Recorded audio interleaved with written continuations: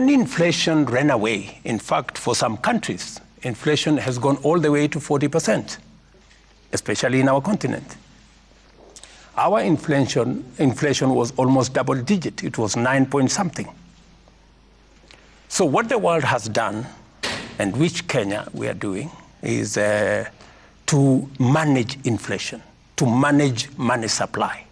Because if you don't manage inflation, you run into a lot of problems. So what has the US done? They increased their interest rates. Mm-hmm.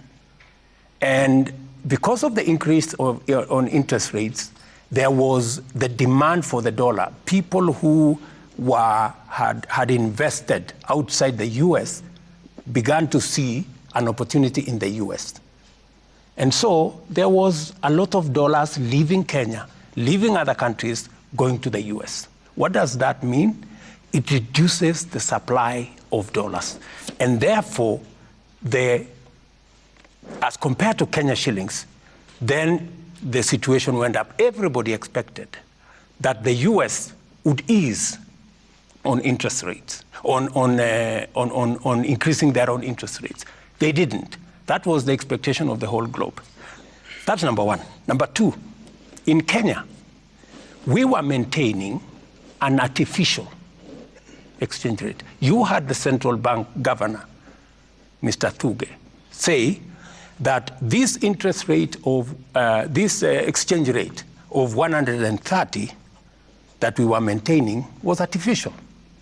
I mean, it was maintained using our foreign exchange reserves. What happened? The government of Kenya spent $2.6 billion. That is almost 400 billion Kenya shillings in, supporting the Kenya shilling so that it doesn't go to its actual exchange rate. How did they do that? You sell dollars, Kenya reserves. You sell it to the market so that you increase supply of dollars at a price that is not the actual price, a subsidized price. So this is the central bank. Central bank selling to the market. Yes, the central bank of Where Kenya. are they getting it from? The dollar itself. Our reserves. We have reserves. Yes, the reserves as of that time were just over 4 point something months. Mm-hmm. Yes, that is exactly what happened. That's why those reserves came down to 3 point something months. Mr. President. Today, and let me just finish. So because of that artificial support, when I came in, that is unsustainable. And it is partly why we have a crisis in our economy.